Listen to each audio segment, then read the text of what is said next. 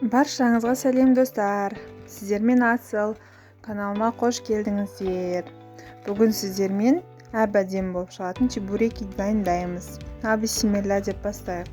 Ол үшін ыдысымызға ыстық қайнаған су құйып, үстіне тұзымызды салып, күнбағыс майын құямыз да жақсылап араластырып алып, қолға жабыспайтын бір жұмсақтау эластичный қамыр илейміз.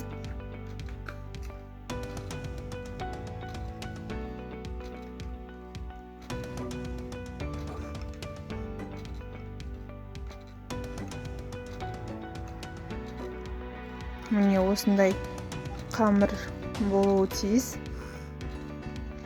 Оны тындырып бір 20 минутқа қойып қоямыз. Оған дейін біз начинкасын дайындаймыз. Ол үшін жусай жақсылап тазалап жуып алыңыздар. Бұл мендегі свежий өзімнің үйімдегі жусай.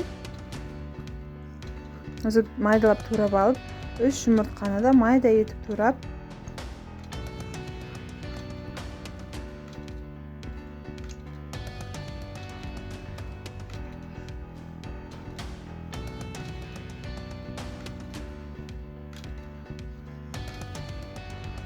үстіне саламыз. Достар, каналыма тіркеліп, лайк басуды ұмытпаңыздар.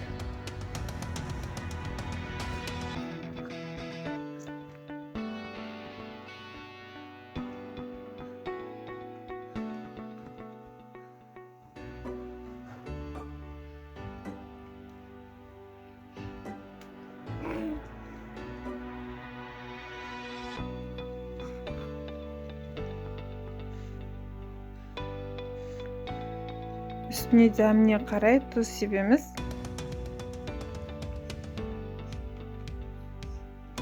Сонымен начинкамыз дайын.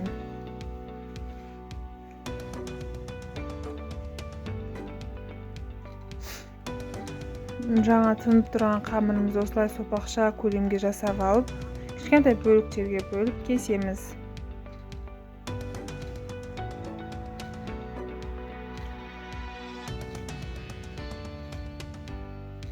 Және осылай шағын дуалалар дайындаймыз. Міне осындай дайын болып шығады. Оны жұқа етіп жайып, где-то 3 мм етіп жайыңыздар.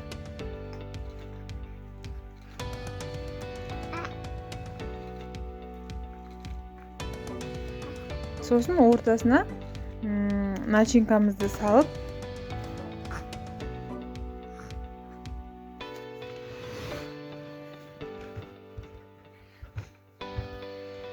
шет-шетін жабыстырамыз. Ешқандай қиыншылығы жоқ, осы рецептпен жасап көріңіздер. Вилкамен шет-шетін әдемілігі үшін осылай басып шығамыз.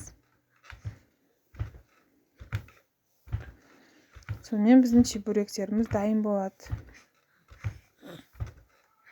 Түсінікті болу үшін сіздерге тағы бір рет көрсетейін.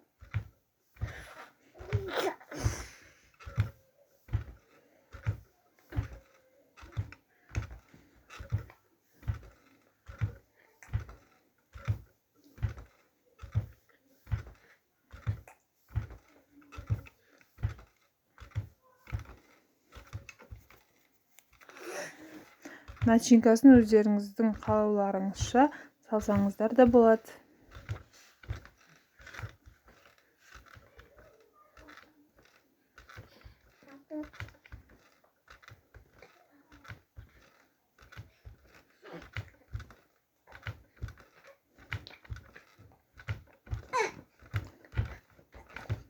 Енді қызып тұрған майымызға салып, екі жағын бірдей етіп қуырып аламыз.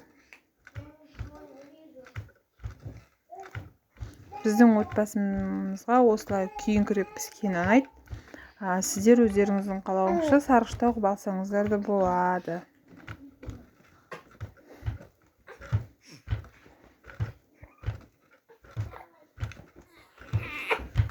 Міне осындай әдемі чебуректер дайын болды. Видеоның соңына дейін қараған болсаңыздар, Каналға тіркеліп лайк басуды ұмытпаңыздар.